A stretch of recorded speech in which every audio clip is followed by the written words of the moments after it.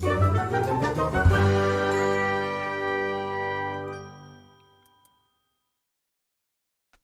we're live! Hey! Welcome to the Snowflake show. Hello, everyone. Hey, Welcome. And you can see me again. Yay! Guess what I Camera's did to fix working. it? Nothing. It just worked. Welcome, everybody. I am your co-host, Regan Elite, alongside... Oh, me. That's me. Leacorn. That is you, I am here. Leacorn. Just about. And over the next hour, body guys, only. we're going to run through all the topics that's been going on today, as well as some funny bone stories and some good warm-hearted stories. It looks like we're on time for a change, Lee. That's unusual. Something's wrong here. I don't know. But yeah, we were kind of sat here twiddling our thumbs, going, "Everything's working." Something's not wrong. Right. Usually when we do that, we go live and everything just falls apart. So expect it to fall apart. Should you say hello to people in the chat then? Yes, let's do that. Context, welcome. Good to see you, Context. Ginger's Giraffe. Hello, Gingers. Hi, Ginger. Ginger is also here as well. Yes, Kendra. wow, on time. I know, Ginger. Something's definitely wrong here. Yeah, I think most people probably are waiting until 10 past waiting for us to start late, so that's probably why not people here. But yeah, what do you think? It's in the news. Been quiet week again. Yeah, I know. It's just the quietness just never stops, does it? I mean, I feel like it's just you just can't have a week where there's not something diabolical going wrong with the government or something big going on. I mean, there is a lot of news to talk about, guys. There is a lot to talk about within this very quiet week, isn't there, Lee? Yeah, should we do it? Let's do it. Hang on a sec. Wait. I say that and I'm not even queued it up. There we go. Oh, yes, it's even queued up. Here we go.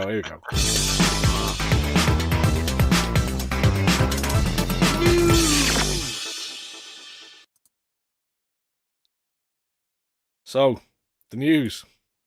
Yes. Start off with the first one then.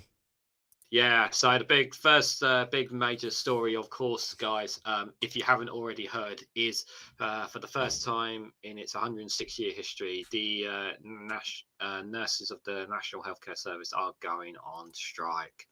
Well, is it one of the unions? I think it's the RCN, the Royal College of Nursing.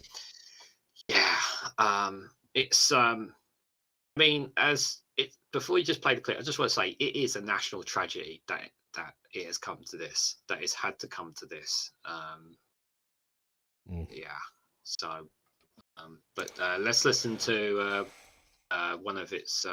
Listen to the expert who explained it as perfectly. Nursing leader will explain it as better explained than both of us. Hundreds of thousands of nurses have spoken up loud and clear today. What they've said to governments right across the UK, enough is enough.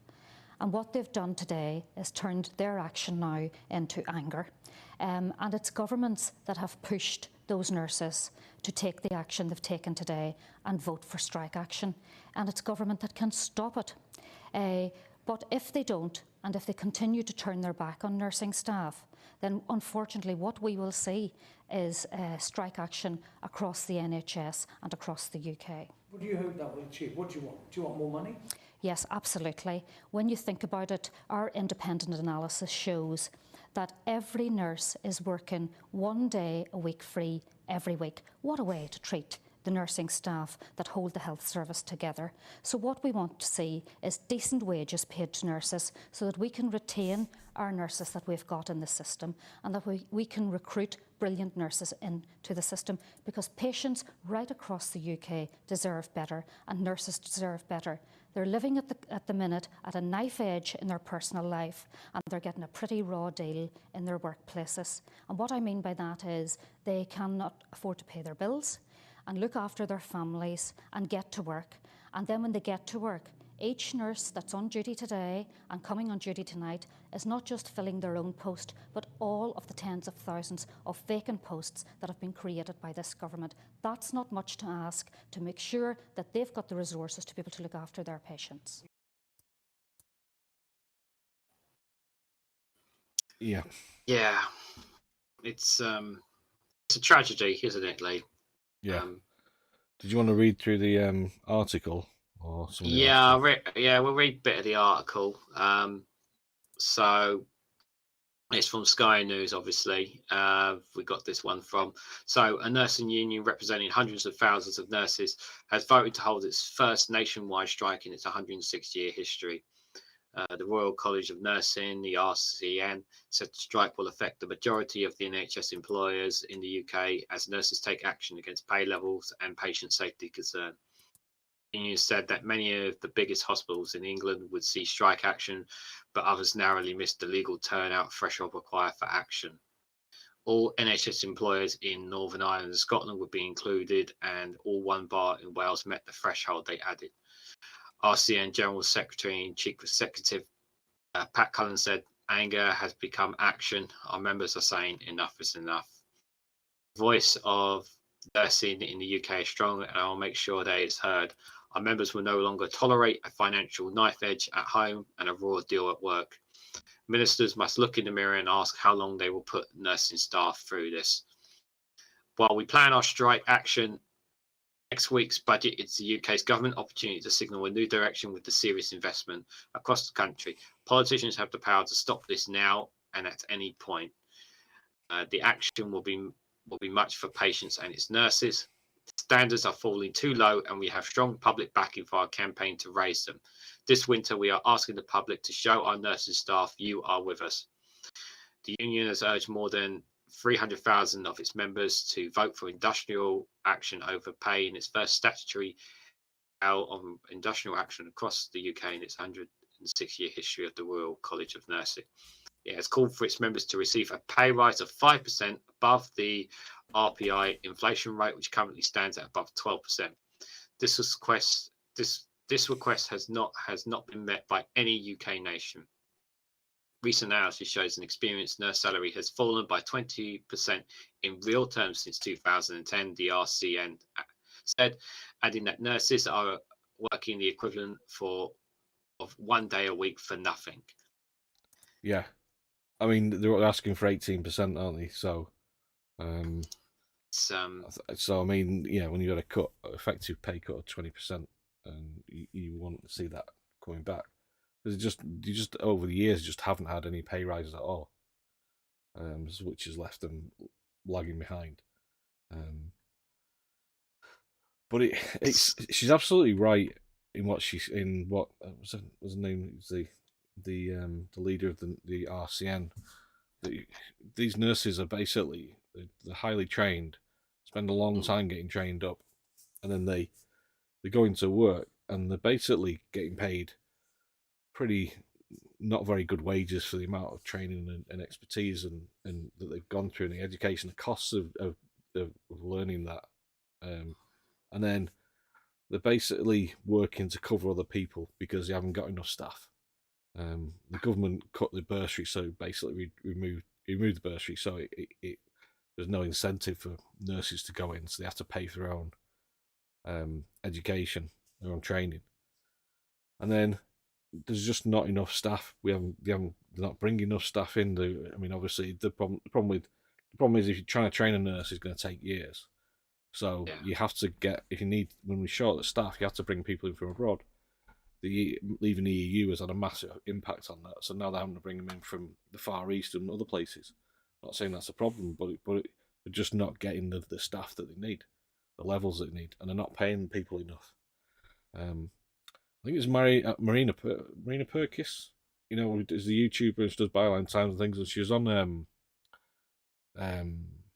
what's his name, that Channel 5 program where they have like discussion. I forgot the name of the program. I'm not familiar with it. Yeah, but, I can see it on. But she was on that, and she was basically saying this that he's like, you know, these people are doing it out of the goodness of the heart because they're conscientious. They want to help people, and the government is basically taking their goodwill and just basically using it to fill the gaps, and it's not on. And also, it's all about privatization because ultimately, if you allow it to just collapse because there's not enough money going into it. You're not paying the nurses enough, so they all leave. There aren't enough nurses. You go, oh, it's all failing, and then they give it over to private companies and pay them the premium rates, and then hiring agency staff on 0 hours contracts and things like that. But yeah, what's your thoughts on it? Yeah, I mean, it's as I said before you played the video, it's just very depressing that it's happened to come to this. I just have nothing but the utmost sympathy for these people, for these nurses. I mean, they are being paid such crap money, and they're expected to do the absolute impossible. And as she rightly said, like they're working a full day without pay practically. I mean, they're not even asking for their pay to rise with inflation. They're asking for 5%. Like, it really is not that. It really can be done. It really can be done with a flick of a switch, from this government. And they want this. They want to keep it like this because, obviously, as you said, they want to privatise the NHS. Well, I wouldn't say that. Let me take a step back. I think I was listening to one of Phil from a different bias. I was listening to one of his videos about this, and it's not so much they want to privatise the NHS. They want to privatise parts of the NHS, bit by bit, piece by piece. That's how they want to do it. Not do it all at once, because if they do it all at once, there'll be public backlash from it, obviously. So they're doing it bit by bit by bit, slowly eating away from it. I mean, you may see places where they've got the NHS logo on it, but it's not free. You go in there and you've been told, it costs this much to do this treatment and that. Well, I think the other thing is what they're doing is they're basically bit by bit selling it off or privatizing it, allowing private companies to run it. Big American medical firms and things like that. Richard Branson's got a big, massive interest in a lot of these companies now. And so when you go to the doctors or whatever, you're not actually being seen by somebody who's directly paid from the NHS. It's probably being run by a private company that's then getting funded by the NHS, and then they're taking their premium off the top of it. So they're paying rather than the money coming from the government and going straight into the NHS and being used for patient care. These companies are creaming off their profit margin off the top for shareholders who aren't doing anything apart from having shares in these companies. And it's government money that's supposed to go into the NHS, but instead it's getting subsidised and going straight to them. On top of that, what they'll do is the government then these companies will charge the government more than what it would cost the NHS to do it. So then it ends up costing the government more. So the government goes, it's costing. Look how much it's costing us, and it's costing us more and more, and we're not getting any better. We're going to have to just sell it. We're just going to have to go for an insurance-based system or whatever and privatise it because it's failing. We can't keep paying this much money every year and more every year. The cost of NHS goes up every year anyway. This is what annoys me when they say, we increase the money we're spending on the NHS. Well, you have to just to stand still, just because of patient care, drug costs, inflation, medical costs are all increasing all the time. So we've got an aging population as well, so you can have more and more people needing NHS care. But yeah, I'm a little bit worried though. I haven't watched full PMQs, but I mean, correct me if I'm wrong. I mean, someone in the chat can maybe say, but has there been any outcry from Labour Party or Labour MPs at all about this? There was yeah, go on. Sorry. Because I was going to say, if there isn't, then I'm a little bit that frightens me a bit, because obviously, this was Labour's baby. They were the ones who brought the NHS into fruition in the first place. You would think they would not want this to. I don't know if they would, when they do get into power, like what they're going to do to fix this, because they can't exactly like kick all these private. Can they kick all these private homes straight out? And like how it's going to be able to do? I don't know. I mean, we're still living with the aftermath of the Tony Blair era, where we had these lots of different methods of having private companies help fund it, upgrades to the NHS. It meant the NHS got brand new hospitals and all the rest of it, but at the cost of long-term excessive costs in terms of they're able to charge pretty much what they want for just things like toilet rolls and light bulbs and stuff like that. All Shorts, as he talks about it quite a lot about the amount of stuff that they charge the ridiculous prices they charge for doing these things, but they go contracts which will last for like 20, 25 years or whatever. So I don't know about the front benches, but there's definitely in PMQs as an MP. Do you want to see this? Is good stand up and talk about it. I say that I've done it again. I haven't even got myself ready to talk it to show it. Where is it? There we go. Right, here we go. Carl Turner. If the Prime Minister or any member of his many households became unwell, would he start ringing the GP surgery at 8 o'clock each morning to not get an appointment? Would he go off to accident and emergency and wait 12 hours to be seen? Would he call an ambulance which wouldn't come? Or would he use some of his £750 million unearned wealth to pay privately and see somebody there and then? Well, it's a great question, that, isn't it? The way he's phrased it, especially like pointing out like your many households, 750 million. So you see his response. We don't. Well, we can hear his reaction, but we already we know what he's going to be. Say. Yeah. The only thing I would say is that the one I want to show it is I'm very you've got Jeremy Hunt in the background. My He did thanks to actually the focus fantastic team at the afterwards. Friarage Hospital in Northallerton, who provided excellent care to my family over the years. But the honourable gentleman is right to Jeremy highlight Hunt the there. issue of people waiting What's he doing unacceptably there? long. Stuffed. So yeah, I can't face that. Smirking. Yeah, like, smirking. They know what they're doing. Yeah, so they know what they're doing. So yeah, guys, let's just everybody show your solidarity to our nurses, because they need us more than ever, and the public understand. Considering the scandals that have constantly been going on with this government and the Tories, it's the pressure is piling on. I really hope that they can't weaponize this as a means to privatize the NHS, to say, they're going on strike. They can't be, that they're going to somehow try and use this as a means to advocate more to privatize the NHS and bits, and that's what I'm worried they're going to try and weaponize it in a way. But it really is down to the public being able to see and understand what's going on, and hopefully cross fingers that they will stand on the side of these nurses. Unfortunately, this government, the Tories definitely do weaponise any kind of strike. They do. Yeah. The lefty voters here, evening folks, how are we all? We're very good. We were on time for a change, if you believe it or not. Ken just says we just need to change the government. Yes, 100%. We definitely need a change in government. Duke Vengeance says fire comes from the breath, and Kendra says PMQs is good today. I know that good. It was. I watched a bit. I haven't watched all of it. I did read the between Starmer and Sunak. I haven't seen Ian Blackford's questions, unfortunately.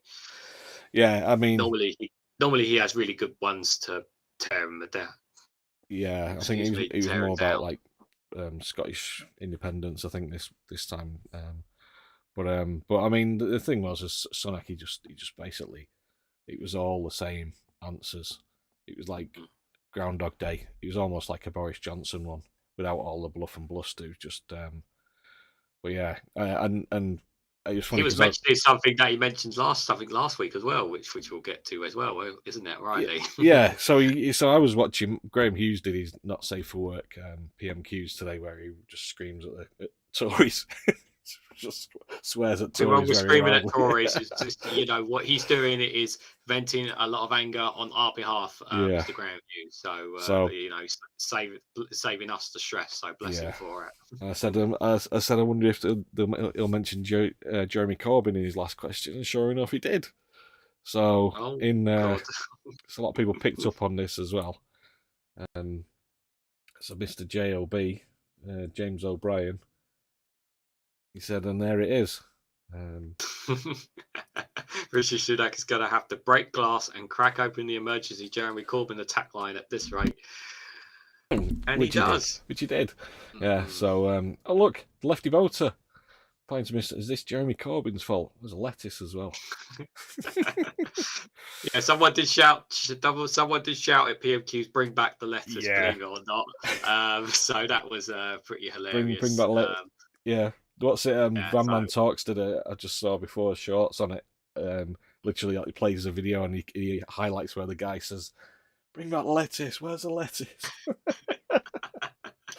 Brilliant. Oh dear. So James says he's a poor Boris tribute actor, washed up with no idea. Mm-hmm. And then Islington North bingo. Yeah. Mm-hmm. It's pathetic. Bingo.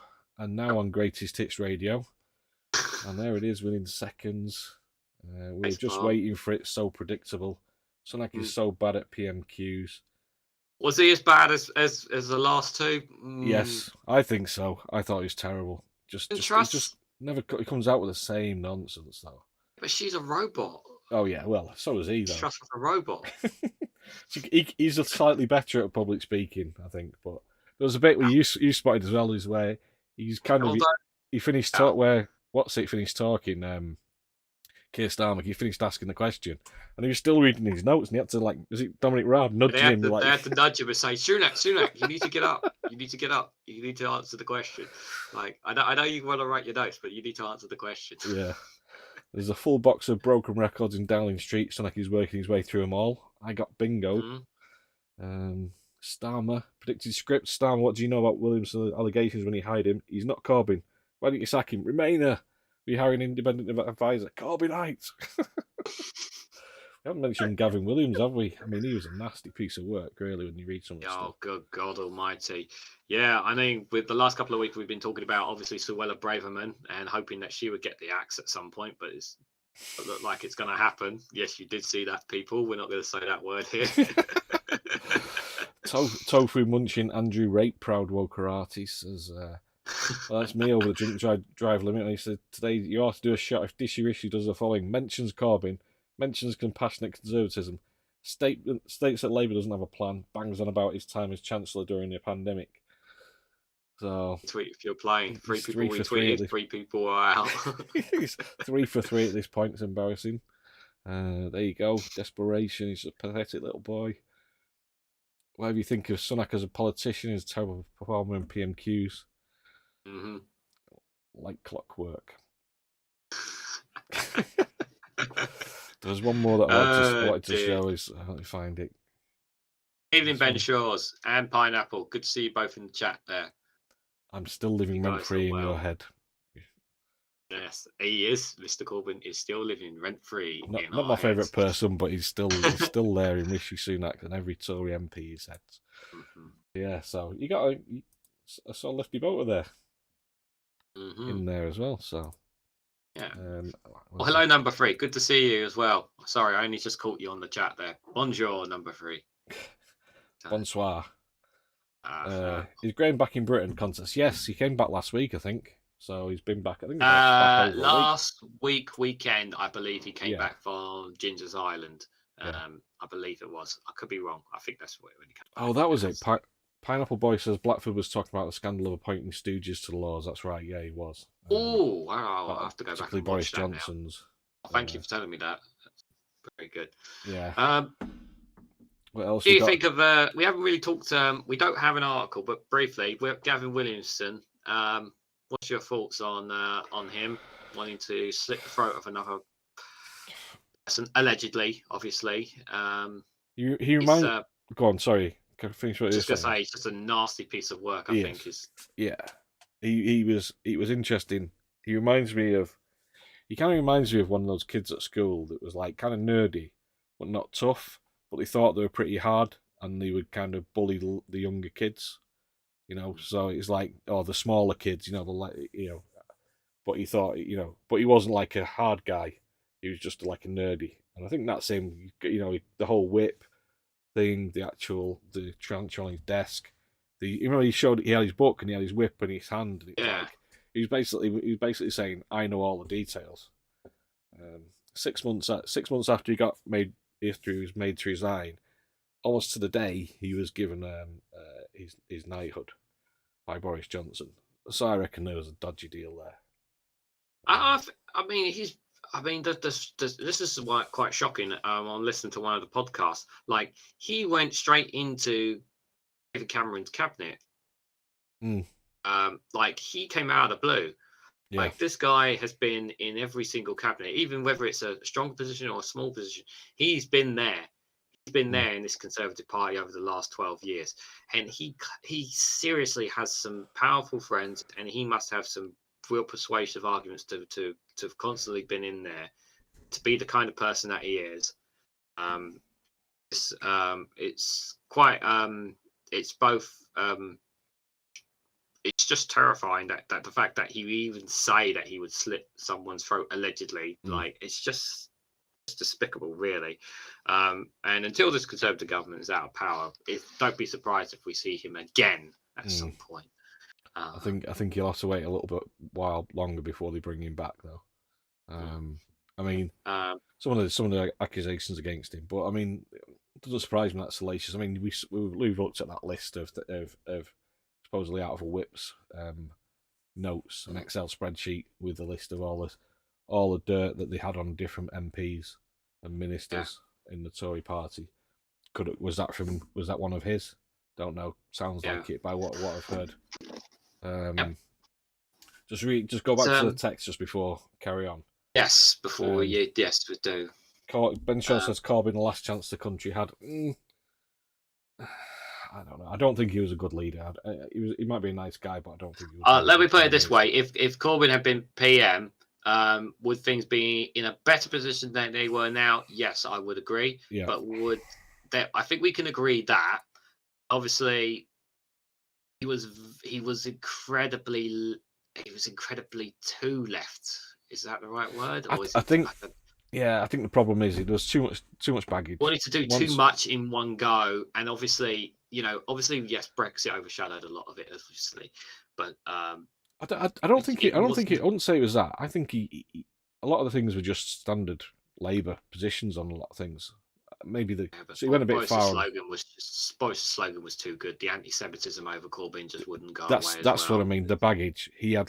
There's so much. He's like, so many things that the press and the Tories could beat him over with about NATO. Things he said in the past about NATO, about leaving NATO, about nuclear disarmament. All those things that a lot of people in this country would never vote for, and he got to the point where people would never. There's so many people in this country would never vote for him, and put them off voting for him. And if you ever want to get in power, I don't care about winning the argument, because you can win as many arguments you want. If you're not in power, you can't do anything. So, I think he needed change. He wasn't going to work that. Yeah. Kendra says, Truss is a robot, Sunak is a puppet, or is it the other way around? Suella Cruella must be loving Gavin Williamson the week. Yeah, it's all the heat's gone off her now, hasn't it, for the time being? Yep, anyway, heat's all gone away. Text says, at this rate, PMs are leaving at the moment. Holiday will have a 80% Conservative majority next year. House of Lords. Oh God. Hello, Wee Scott Dog. Good to see you. Hi, Wee Scott Dog. Howdy to you. We've got another this year. I've got another Wee Scott Dog video poem later as well. Oh, very good. If you remind me. Speaking of videos, Gavin Williamson had a really popular video, didn't he, Lee, at one point, didn't he? Yeah, should we have a look at this?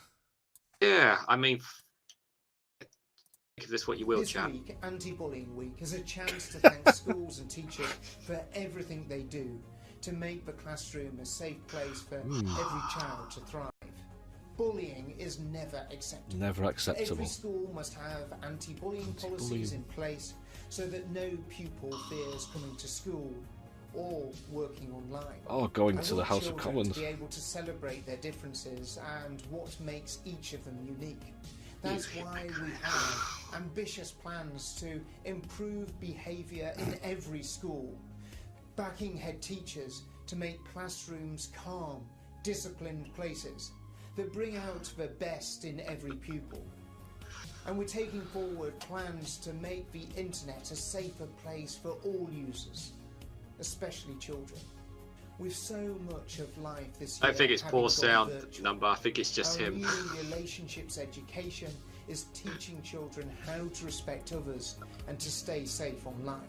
Working together, we can make sure every child grows up feeling confident and free to be themselves. Okay, let's stop putting the chat under. Let's hear it. Stamp out bullying. There we go. Yes, well said, Gavin Williamson. God Almighty. Yes, people. Gavin Williamson done a video. Why on God's green earth did they put a face like that in a video like that? I know. Just like put someone there who has a proper smile and has a proper, like, you know, God Almighty.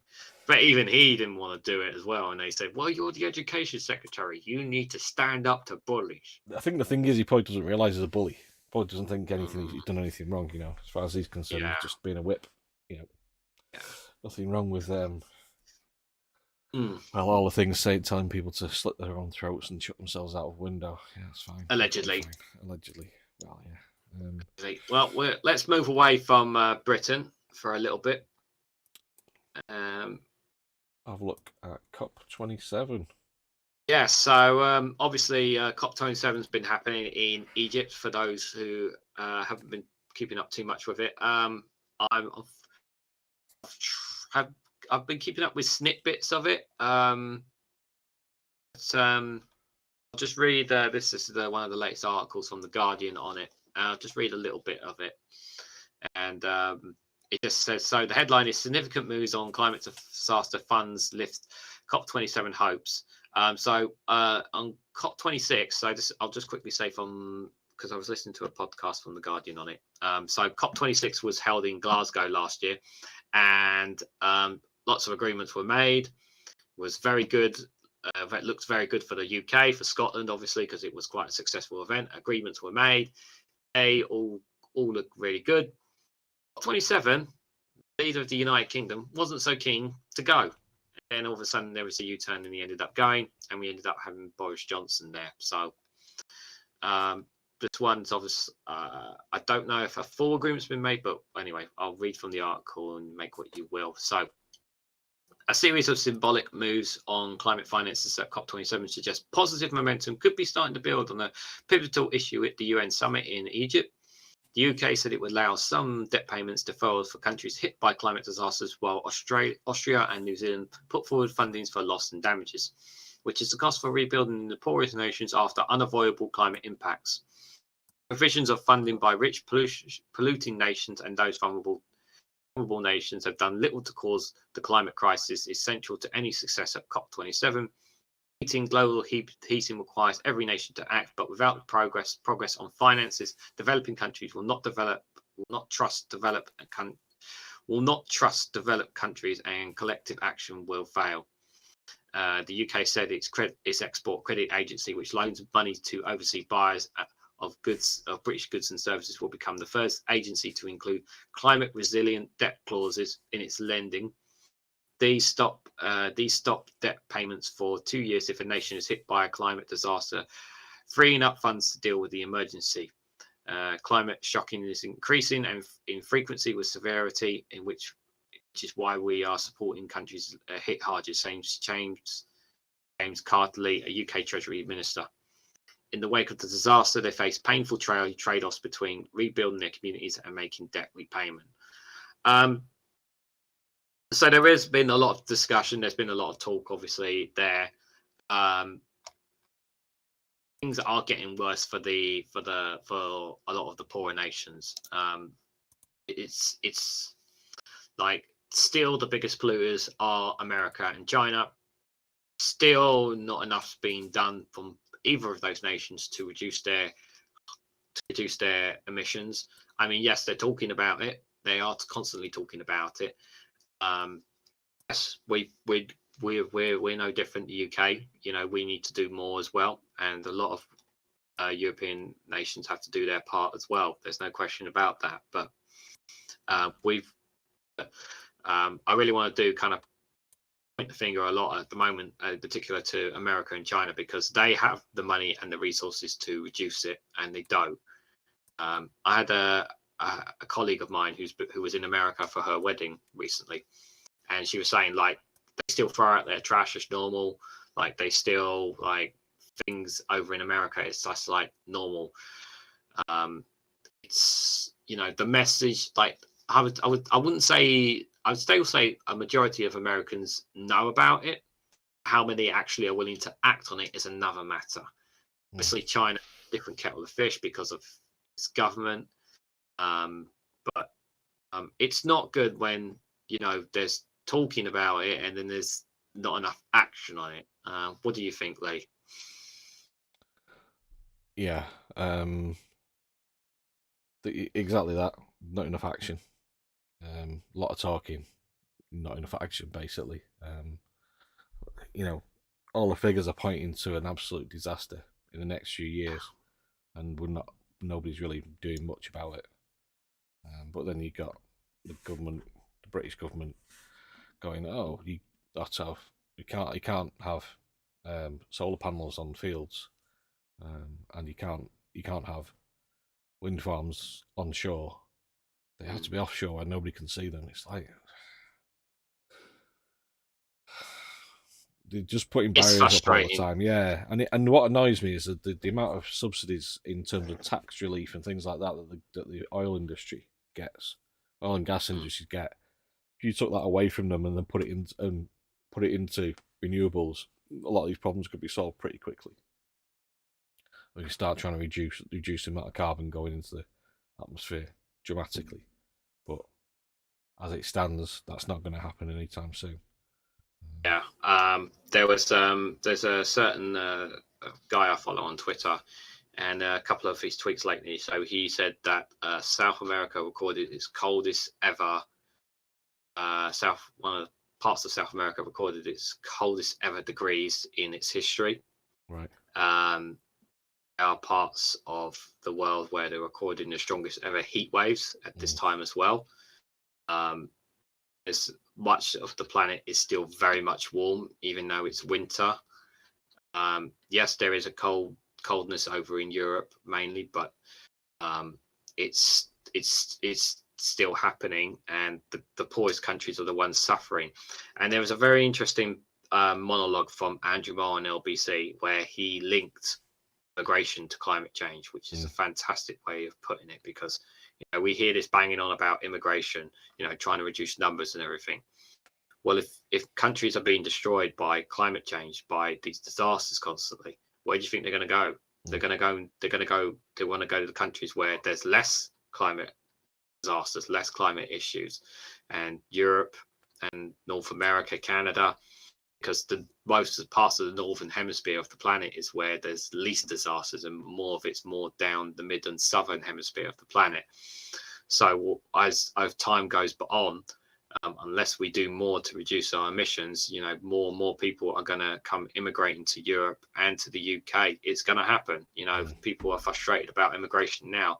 It's only going to get worse unless we do something to reduce our emissions and make sure that the poorest countries are given the aid and the development they need to be able to stave off these the disasters that come along. So yeah, just go back to the chat. Yeah, let's see what chat's saying. So Duke Vengeance says, obviously everyone should be sacked and I should be in charge. Duke Vengeance 2024. I'll vote for you, Duke. I'll vote for you. You have my vote already. Ben Shaw says, I want a Labour Party to vote for. I understand completely. I think I'm not happy with some of the things that Keir Starmer is coming out with. I'm not a Blairite. I'm not a Corbynite. I'm not a Starmerite, although I did vote for him. I actually joined the party to vote for Keir Starmer as leader, but he's let me down quite a lot since. But the alternative is more of the Tories, so I'll be voting. I'll be voting Labour. Yeah, I know there's a lot of people frustrated with Keir Starmer and Labour, but right now it's just like you have to choice. Like the best way to describe it, if the general election was tomorrow, I would say the best way is it's like you have the choice of two rotten apples. One is incredibly rotten, incredibly poisonous, incredibly toxic, and you have another rotten apple. What one are you going to pick? You're going to pick the least rottenest of apples. I mean, yeah, I don't want to say it's a rotten apple. I don't think it's like maybe the best apple in the box. Shall we say it's an apple, but we don't know what it's going to taste like? Yeah, I think you know, It might turn out to be a golden apple, but it might. But chances are it's probably going to be like a little crappy Cox's green. Number 3 made a great point in his chat. He said flying to COP meetings doesn't make much sense unless drug-fueled meetings are required. Yeah, you're right. They're flying there. They are flying there. You're absolutely right. Number 3. It's better off. It's better off they do a Zoom call instead. Yeah, a lot of private planes as well to taking people there. We got says that's priceless. An anti-bullying message from Flashman. Mm-hmm. Giraffe says big businesses won't let the government do anything about climate. It would cost them money. Of course it would. Yeah, absolutely it would. Number 3 says I bullied for 8 years as a child. Sorry about that. Number 3, sorry to hear that. Awful to hear that. Number 3, I'm sorry. Andrew says people have to do their bit for climate change. Demonstrates with changed attitude and behaviour. Yes, well said. Yeah. Concept says eventually imagine Labour at least try to mitigate much of the damage done. I don't know, it's probably all round actually. They'd probably do it. How much you would actually be able to do in one term, I don't know, because there's a hell of a lot of damage there. 12 years worth of damage. Yeah. My Minecraft world has a better green energy policy than the UK has. I'm sure it has, Duke. Yeah, I wish. My dad. It's funny because my dad was a builder, and he before he retired, and my son was showing him building stuff in Minecraft, and he was like, "I wish you could build stuff in real life as quick as you could build stuff in Minecraft." Just one more comment. So Ginger Dry says there's another hurricane hitting Florida and it will bring rain and wind to the northeast where I live. Oh God. Yeah. It's good. The thing is, it comes up once it goes past there, it then gets picked up by the jet stream, pushed across the Atlantic, and then we get it. Although a lot milder than what you have it, but we do get hit by it as well. But hopefully, let's just stay safe, Gingers, and everyone there in Florida. Yeah. Cross fingers for you guys over there. So let's something a little bit overweight. A bit of a funny thing, but also related to COP27. So have a look at this. Okay, let's see this. How's the patient? Sea levels rising, temperature fluctuating. The situation's critical, doctor. Okay. He's waking up. What's happening? You're in an unstable condition. It doesn't look good. Oh my God, I'm gonna die, haven't I? No, there is a cure. You'll never get back to where you were, but you'll have a lot of time left. Okay. But we need to act now. All right, let's do it. Okay. Yeah?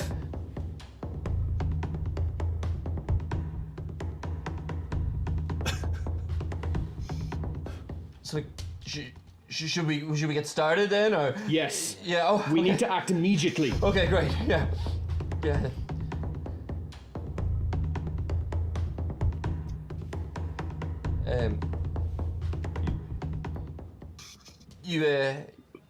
I won't let you down. Okay. Doctor, he's burning up. We haven't seen temperatures like this before. Oh God, I'm gonna die. No, you're not.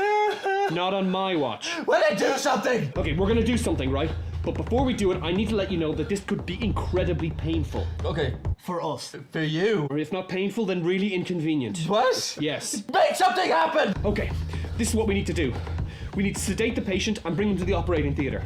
Yes, doctor. Then as I wash up and put on my gown, you sterilize the area and prepare the instruments. Yes, doctor. Then when everything is ready, I'll make my way down to the theatre and I'll ask you for a scalpel. You'll reach over into a metal tray and you'll... Would you stop talking about what you're gonna do and just do it? We need to be 100% sure before we act. Doctor, the analysis has just come back from the lab. Whoa. This is definitive. Okay. It tells us exactly what we need to do. Okay, let's not waste any more time. Yes, okay. Oh, doctor, wait. What is it? There's this conflicting evidence. This changes everything. No. You're just not gonna do anything, are you? We are doing everything we can. It doesn't seem like that. Doctor, Mars is here for their checkup. Okay. I'm very sorry, Earth. We're going to have to reschedule. Yeah. Why? What's wrong with Mars? Oh, nothing. It's just exploratory.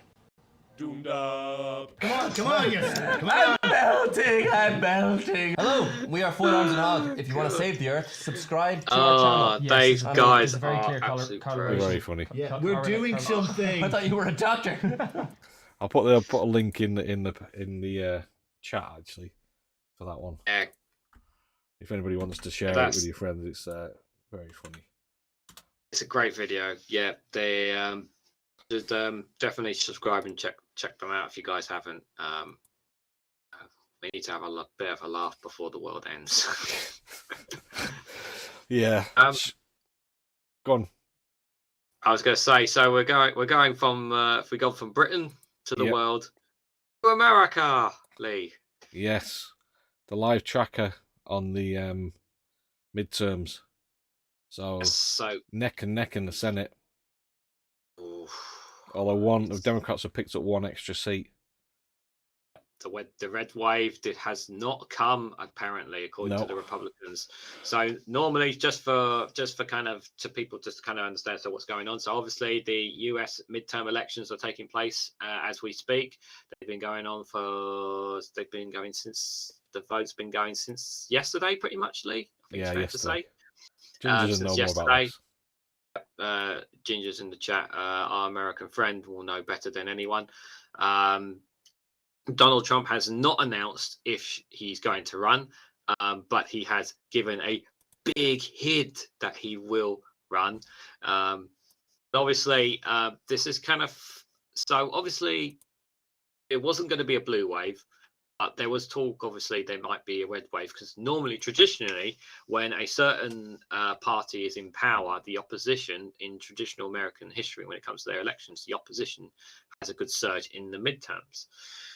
This has not been the case. As you can see, the Senate, which is so important. I mean, I wish I can say that the Democrats will get the power that they need to overturn Roe v. Wade. I don't think that's going to happen as much as Americans want it to. And the House at the moment looks like it's going slightly in favor of the Republicans. So it's possible. But it's possible, obviously. There's still how many more races to call? 388 out of 435. So still plenty to call. But I think the Senate is like one seat. Georgia. Gingers will probably correct us on this. That looks like he might go to a runoff because I think neither party will get more than 50%. So it has to go to a runoff. Apparently, and obviously. Yeah, and also we have to you're going to hear it non-stop from those who lost that they're going to claim the election was rigged or something, or there's voter fraud and all that. You're going to hear that again, and a lot of people are very disappointed in people voting Republican. But if Democrats aren't doing enough for them in their states or in their states or whatnot, they're not going to vote for them. And some are just completely convinced in the Reds regardless. So the Democrats won Pennsylvania, I believe, which we weren't sure about. But it's Arizona, Georgia, and Nevada. They expected Arizona is currently being won by the Democrats. Okay. There's only 45% reported on that, so still a long way to go on that one. Nevada 66% at the moment. The Republicans slightly edging it, and then in Georgia, it's gone to a runoff. There we go. So we'll have to wait and see on that. So it could go either way, really. I take it Arizona, the incumbent. Oh, it was a Democratic state, so and that was a Democratic state, so it could flip to Nevada to the Republicans on that one.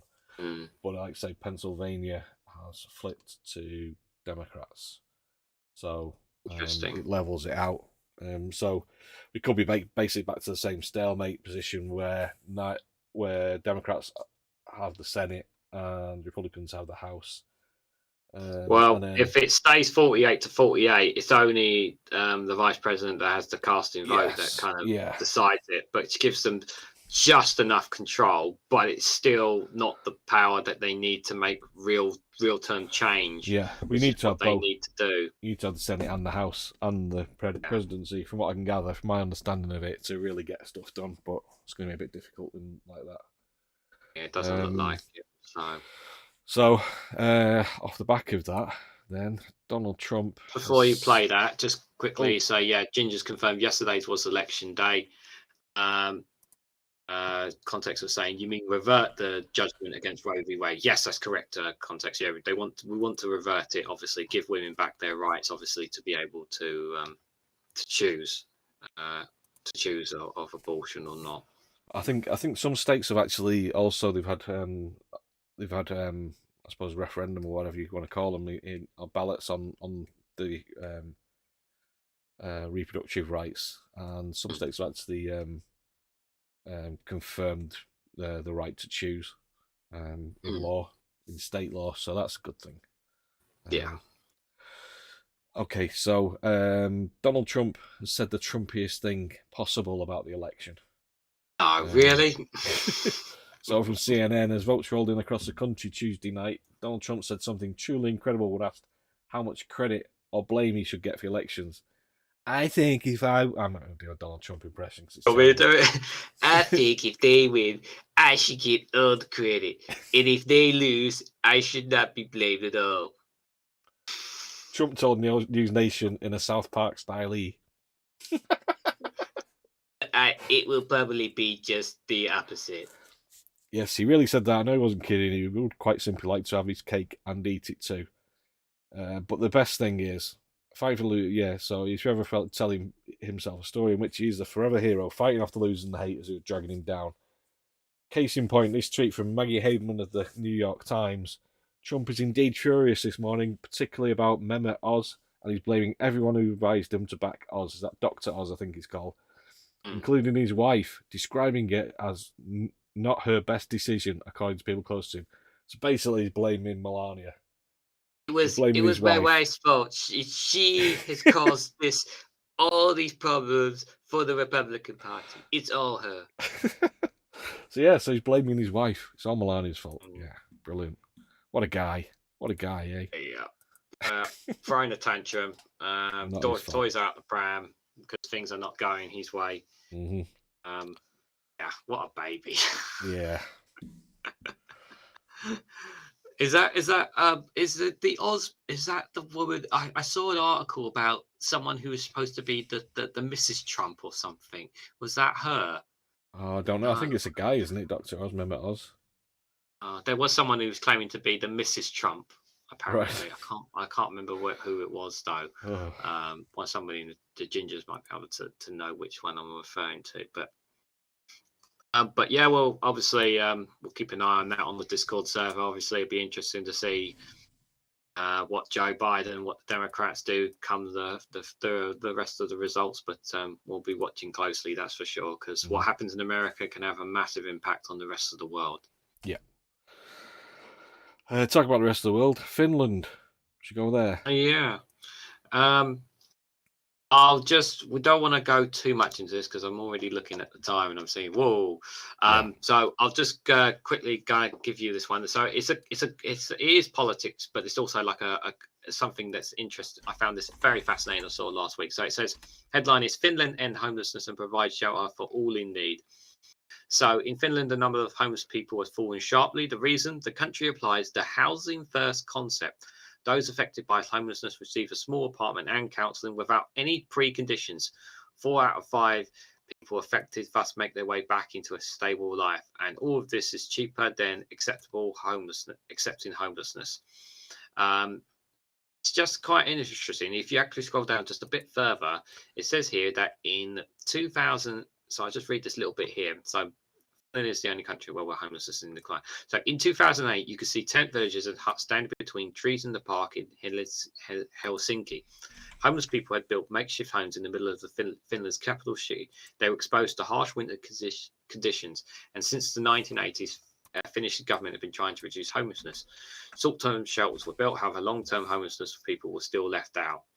So basically, they introduced this policy. So at the bottom there, it just says, but in 2008, the Finnish government introduced a policy. So when this policy came in, called the Housing First concept in 2008, homelessness just dropped sharply in the country. And now they're pretty much they pretty much ended homelessness thanks to this Housing First scheme. I'm absolutely delighted. I think it's fantastic that that they're putting their hands in their pockets to make sure that everybody is given the best chance they can in life. Because if you have a place to live, even when you haven't got anything, you've got a chance somewhere, you've got somewhere to be, and it can just be the difference between making it in life and not making it in life. So and the thing is, it just takes a political will, doesn't it? It just takes a will, and we saw it in the pandemic. Homeless people were put up. It's like they literally sold homelessness for a short period of time, just overnight. Got everybody off the streets, and it's doable. It's just you got to have the political will, and I don't think this Tory government, doesn't have the political will to spend money to helping people when they can give it to themselves and their friends. Yeah. So great for Finland, and let's see it hopefully expanded across other nations. But I'll put the link in there in the chat there for you, number 3. I'll also have the link for it on our Discord server if you ever as well, which we'll provide a link to later on as well. Right, where are we going from there, Lee? Sorry, just let me. Right. Oh, this one. Pub. Which pub one are we going to? 10 years. Oh, yes. Oh, this is lovely. This is from the Good News Network, guys. They're a great website. They always have lovely good news. So the headline for this is villagers celebrate the reopening of a local pub after 10 years, raising $500,000 to buy its halt its tear down. So basically, 500K. Sorry, I thought you said 500 million, and I was like, what? 500K. Sorry, I said K. I'm pretty sure the chat will correct me anyway. Villagers are celebrating the reopening of their local pub after spending 10 years raising 500 to buy it. Locals have spent a decade fighting to save the rising sun from being converted into property developers into new home. The community group Save Our Sun worked tirelessly with fundraisers and events to raise the £500,000 to buy it before beginning marathon and renovation work themselves, as it had lain empty for decades and fallen into disrepair. The pub in the Forest of Dean, Gloucestershire, has now been reborn as a boozer, but also a community hub. This is a testament not only for the hard work of the committee and the communities who have come together to help with the renovations, said Michael Hayes, chair of the Save Our Sun. Michelle Hayes. Not Michelle Michael. Hayes, thank you. Sorry.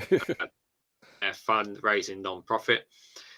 They had belief in this project and they are supporting the pub, making it something really special now that it's open to a vital community hub. The pub had closed in October 2011 and was purchased by a developer in 2012. Resident Lynn Fletcher, who lived around 60 yards away from the pub at the time of its closure, said the real estate agents said it was being sold as a pub so that the community at first wasn't worried. The first indication something went wrong was when a neighbour asked the workman how long it would be before it reopened again, said Fletcher. He told him it'll never open as a pub again, mate. Residents began battling with planning applications and appeals as the Forest of Dean District Council declared the Rising Sun as a community asset in 2013. Well done to the After council.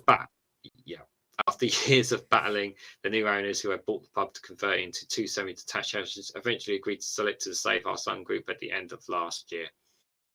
I love this. It's like they were lied to. Yeah. They were lied to. They were told that when it was sold, it was going to come back again, and they were told not. Yeah. That's despicable.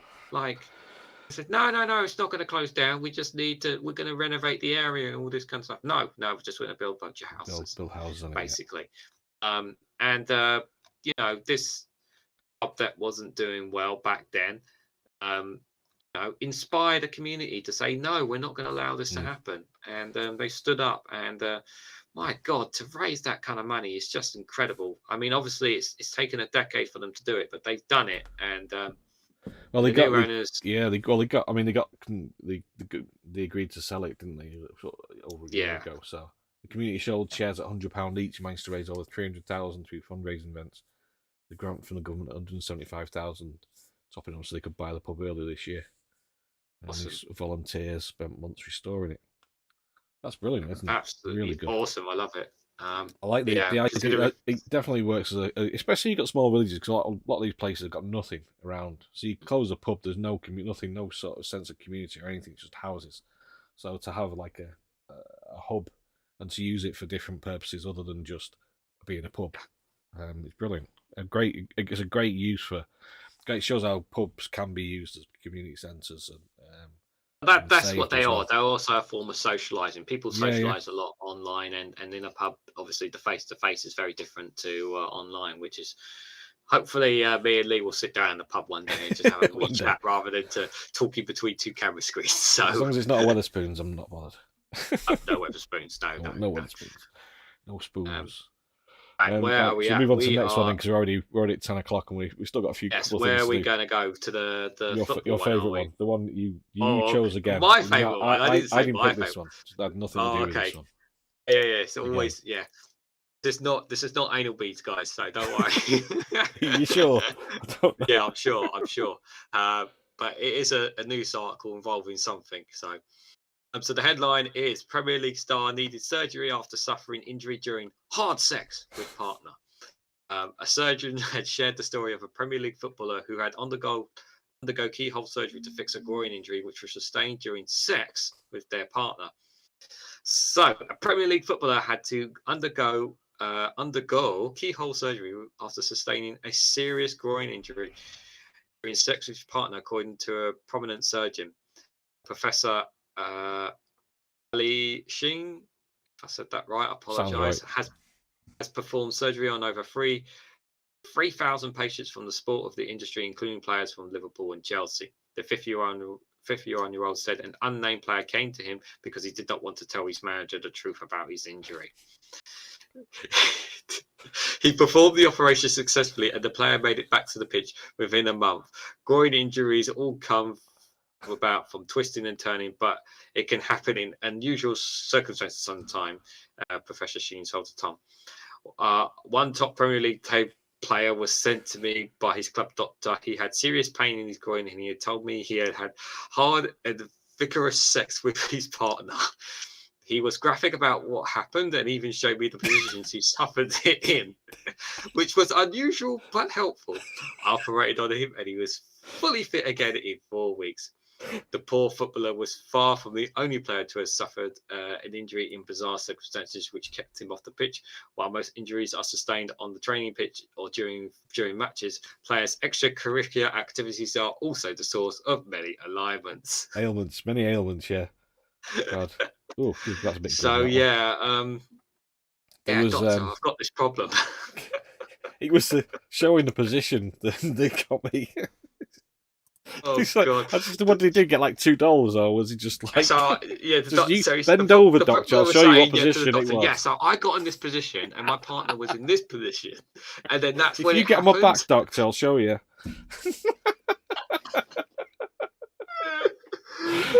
I don't.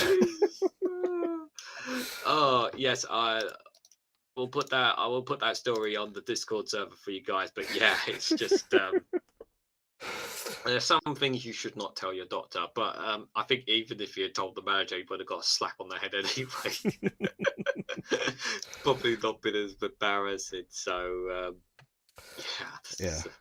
The just going back, Finland. Ben Shaw says Finland using common decency and sense how very radical. Yeah. Yes, yeah, they are. Can be done. They are one of the happiest countries, and well, they're rated as one of the happiest countries to live in, Finland. Number 3 says it should be renamed as a Risen Sun. Very good. He says I never found pubs to be good for socialising. Coffee shops much better. Yeah, if you put some places, I lived in a little village in Northampton. It had a pub and a school, and it had a shop which is a post office. But it only opened like on a Wednesday afternoon for like 3 hours or something. That was literally it, just houses and that. And it was like, and the pub was amazing. And it was like a really top notch, bistro pub. We had to book. It was so popular and busy. But in the village, apart from that, was nothing, and nothing for miles around as well. So, if you've got a pub, you can use it as like a centre for people to get. I would say that some pubs are really good, some are just not. I mean, you won't know until you go in there and have a drink, and you know. And if it's like, if your first impressions are not good, then you know not to go back. But if your first impression first, all right, or not too bad, then maybe you'll go back again. So everywhere is different, I would say, with regards to pubs. Yeah. So I think that Sir Larry the Cat is here. He says, "Good Hello, Sir evening, Larry. everybody. We're a bit late. Just hammered the app to vote for Matt Hand on Cock in the Jungle." I don't want to know what that guy's been doing. He's been putting his hand on too many things. Too many things anyway. Kangaroo ones. So Larry the Cat. If he's on a bush tucker trial, then yeah, well, let us know and we'll know about it. But so Larry says, "I want to make him suffer." Who doesn't want to make him suffer? Puts me in mind of Lloyd Grossman could provide a whole new format for his whole show through the keyhole. Keyhole surgery on the professional footballer. Kendra Thompson, Sir Larry the Cat. You obviously do. I live in France, so I don't get to see the show. Because you live in France, Kendra, so you can't see it there. That's all right. You ain't gonna miss much, to be fair. No, not something I ever watch. I mean, for those in the chat, if you enjoy it, great. If you don't, it's just, you know, it's fine. So we quickly move on to We Scots Dogs little. Let's do that, and had a week off last week. If I can find it, where's it gone? There he is. If you can find it. If I can find it, there we go. At the time of recording, it's not 2 weeks since Boris Johnson was possibly going to be making a comeback. If he can nearly do it, I wonder who else might possibly make a comeback. In sods we trust, otherwise known as the cycle of strife.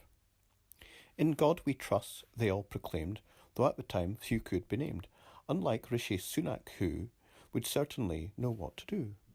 But knowing not whose votes for truss were cast, some wonder what's the fuss, so long as they could not be blamed, recognised, pilloried, shamed.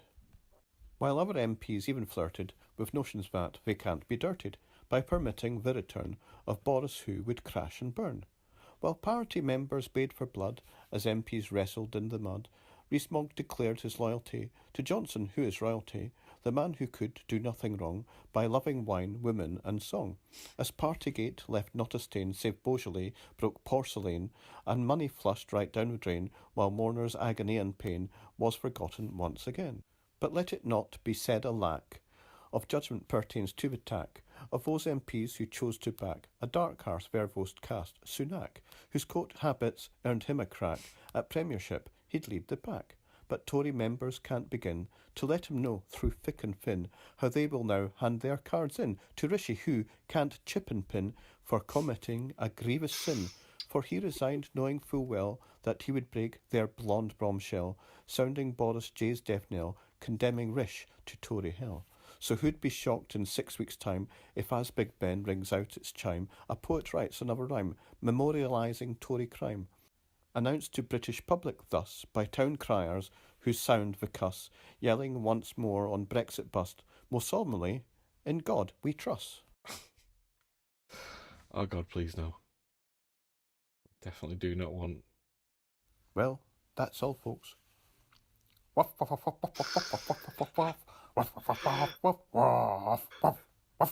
Oh, this is awesome. That's Cheers, awesome. Doug. That's brilliant. I love not just the writing, but the pictures and that. It's so good. This is so good, Doug. For me, excellent. this is your best one yet. Really, absolute bravo. Brilliant. Absolutely lovely. Thank you so much, Doug, for sharing that. I really appreciate that. We Scott Dog, guys, please give him plenty of love. He absolutely deserves it. And he does have his own channel as well. I'll put a link there to his own channel. Yes, he does. He does, guys. Yes, you can see more of his work. His own channel. You guys should check it out. Yeah. There you go. That's Doug's channel. Yep, guys, go give him subscribe if you haven't. Give him some love. It absolutely deserves it. Cheers, Doug. Thanks for that again. And we're just a bit over the time, but it's been an interesting few topics we've had today, haven't we, Lee? Yeah, definitely. I think we covered a lot. I didn't really do Gavin Williamson. Well, I did do Gavin Williamson, didn't we? Yeah. So just a couple of things, guys. Obviously, guys, if you can, before you go, if you can hit the like button, that would be greatly appreciated. And if you can share it across, obviously, social media platforms to help get the news out there of of our channel would be greatly appreciated. Of course, there's the notification bell icon next to the subscribe button as well. It's just to be notified whenever we go live.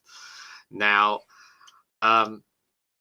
obviously, so next week's show, as me and Lee are, have to be open and honest, I will not be here for next week.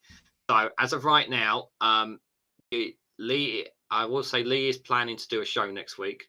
But obviously, it's up in the air right now. We're we're hoping to get somebody in to cover for me, at least, if possible. The reason why I can't be here next week, for those of you who don't know, I work in retail. Obviously, we're in the time of the year where in retail, this is where the most money is made. And I unfortunately have a Christmas meeting that I have to attend, unfortunately, from work. And I don't get out until after 9 o'clock. So unfortunately, it's just not going to be physically possible to make it on time. Just for those who just want to know, just if you join us on the Discord server, obviously we will let you guys know what is happening with regards to the show.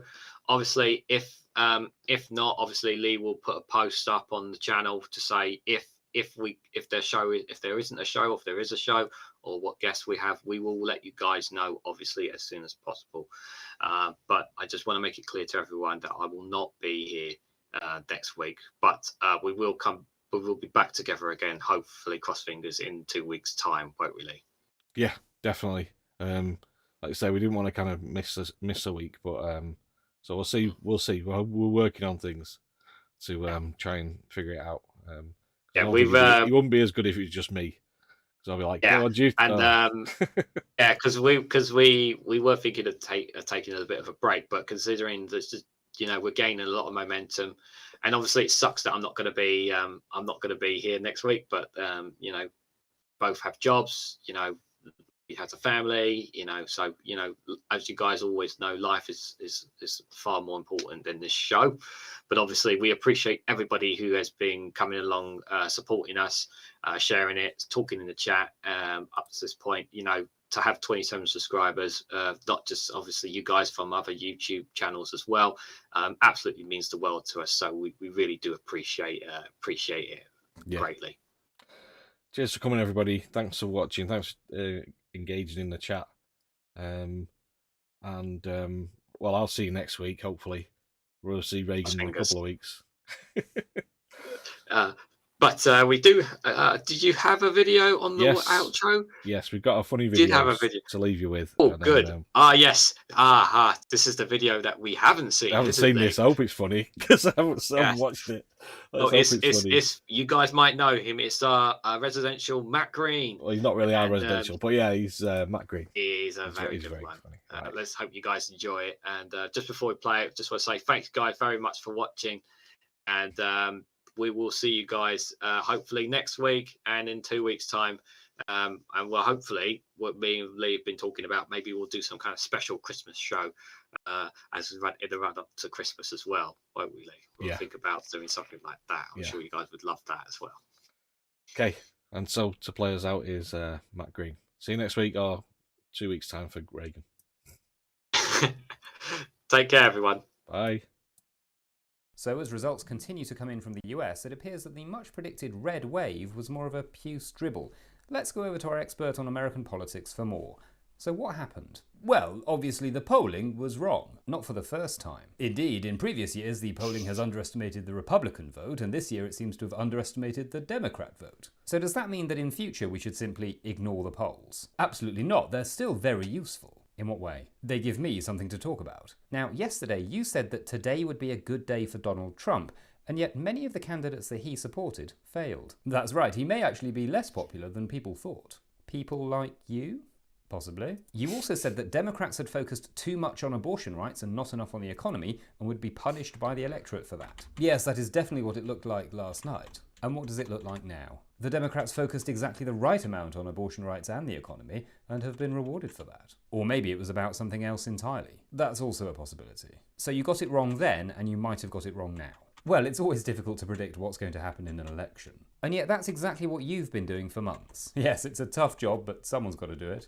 Do they though? What's that? Is it actually useful to spend all of the time leading up to an election, analysing polls and making predictions, if in the end they turn out to be wrong? Well, I mean, doesn't that just lead to a narrative where one side becomes the obvious winner and it could depress turnout for the other side, and if the other side does win, then it just leads to conspiracy theories? I suppose that... Wouldn't it be better for us just to discuss the issues and the candidates, and then let the voters decide? Well, possibly, but then how would we generate drama? This is the news, not Netflix. Well, you keep booking me. Fair point. And look, I can't predict the future, but I'm great at explaining the past. So, what happens now? Trump will definitely run for president. And what if he doesn't? In that case, I'll say that it was always obvious that he wouldn't. Thank you, I think. Next up, as most unlikely night since Sir Mix-a-Lot Gavin Williamson resigns from the government for the third time, we ask, how will the crucial without portfolio department cope without him? Is he trying to win some sort of twisted game? And will he get a peerage at the end of it? Guaranteed he'll get a peerage.